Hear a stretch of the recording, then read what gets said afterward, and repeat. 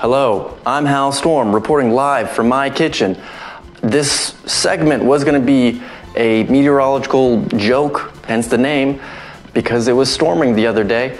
However, I have to refilm because I don't know how to record video of myself because I'm too tall, so I cut off part of my head. I will use that recording still for the ingredients so you can see what I'm talking about, but I have to now refilm everything. But luckily, technology exists.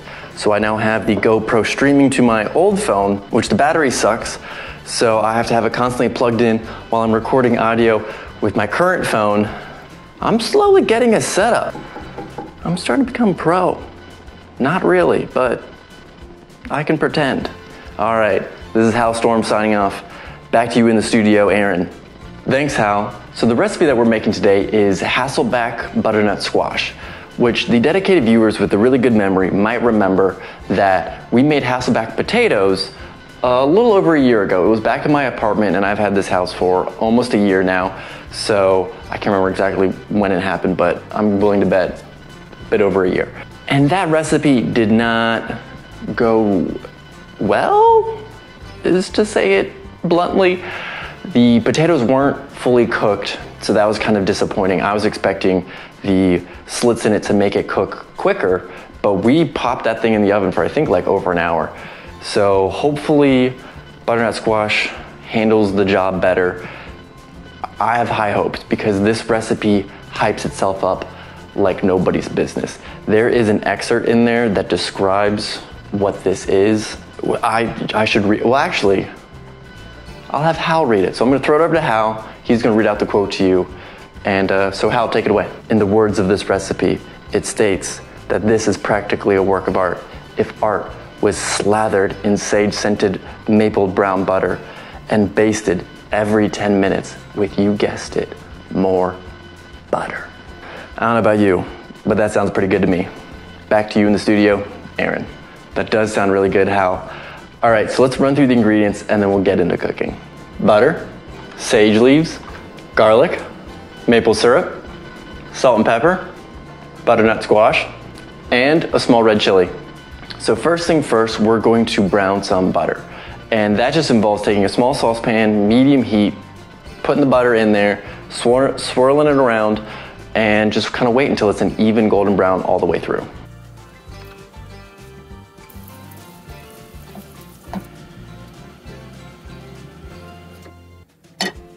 Now we want to add some chopped sage into that browned butter, and then we're going to transfer that to a bowl to let it cool for a few minutes.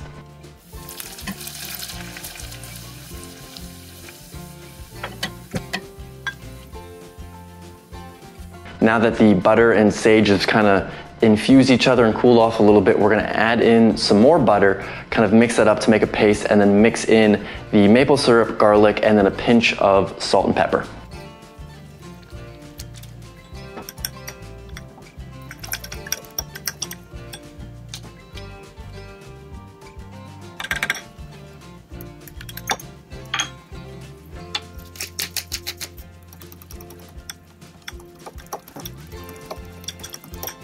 Next is to prep the butternut squash, so that's going to be to peel it, cut it in half, and then scoop out the seeds.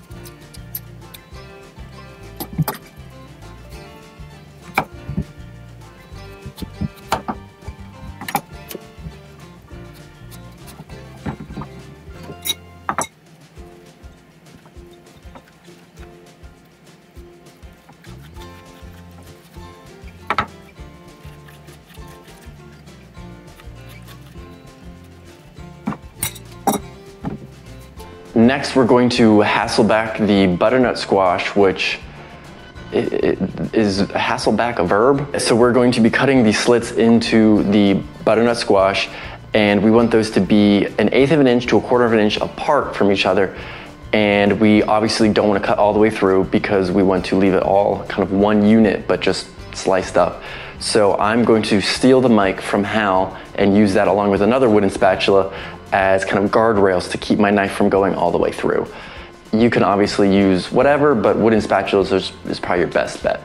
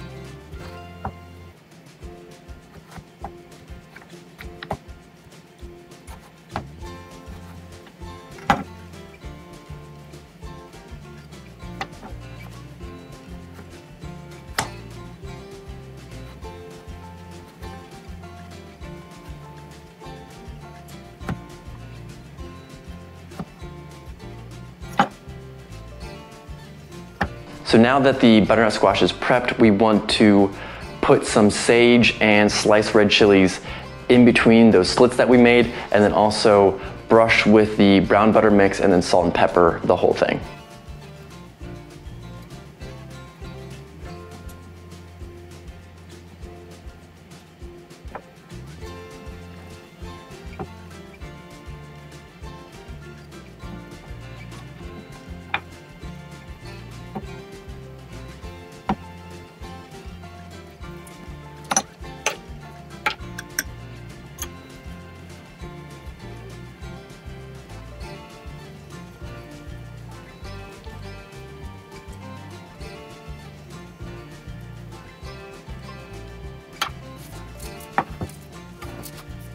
Now it's time to put the butternut squash in the oven at 425 for 65 to 75 minutes. So it's kind of lengthy, and unfortunately it's not completely hands-off. We do need to brush on more butter every 10 minutes. So just kind of hang around the kitchen.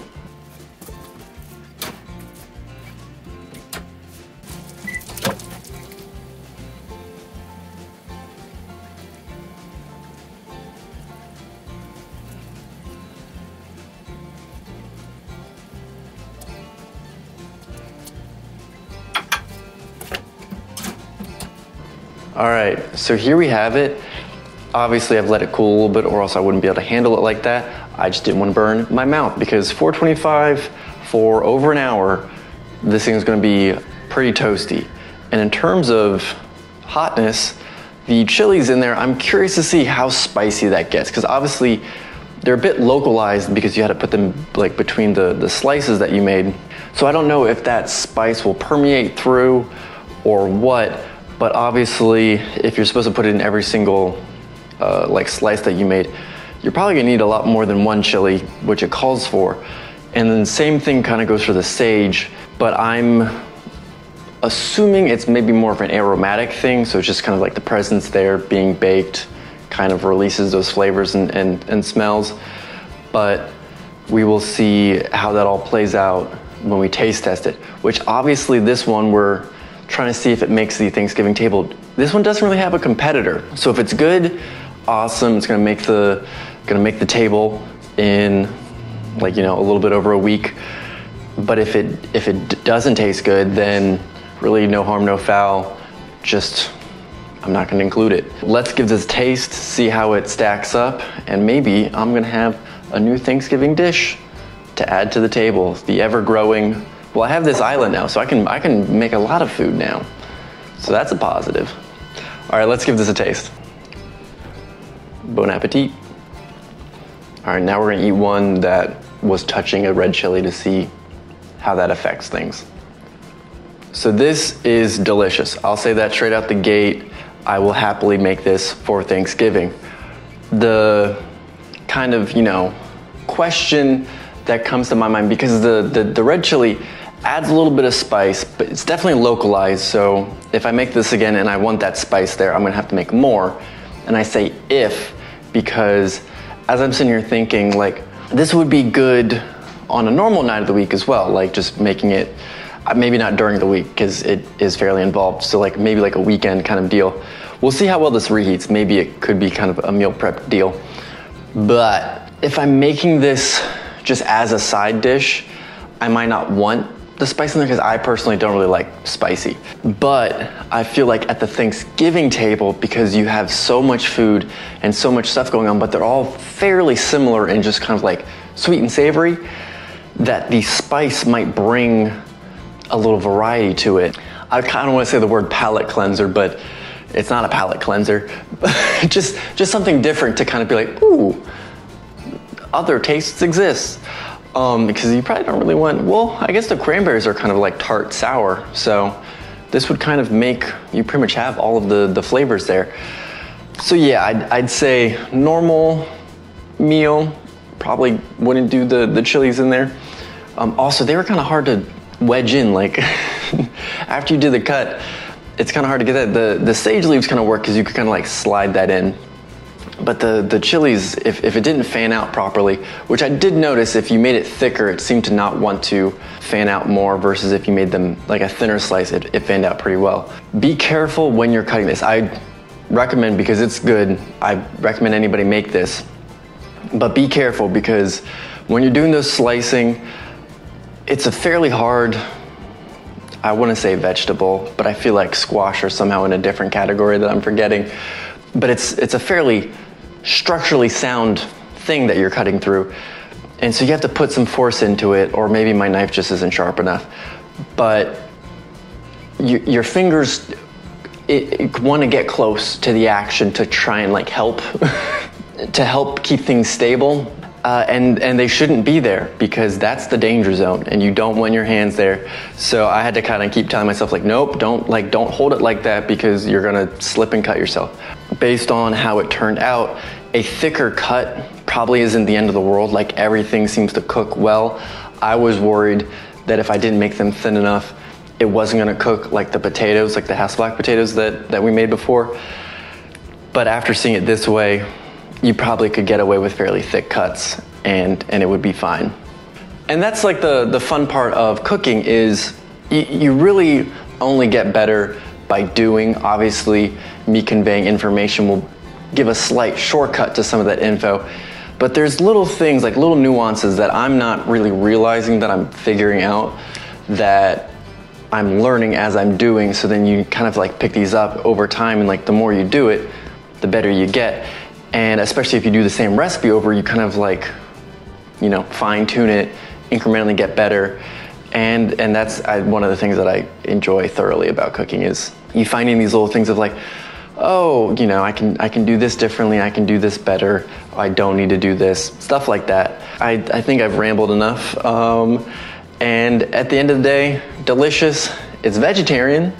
It's not vegan because of the butter in there, but I'm willing to bet there's I almost said gluten-free butter, which I think all butter is gluten-free, but also obviously everything I make is gluten-free, so that's a given. Pretty sure there's vegan butter, and you could probably just swap that out, and I'd assume it would be fine. I don't know if vegan butter can brown, but this just baking butternut squash like this probably is a good time, and then you can just put whatever spices and whatnot on there. So another recipe that potentially could be like a blank canvas that you can kind of use the idea of to springboard into new things. So I'm gonna cut myself off there. And on that note, bye Mom, still not dead. See ya.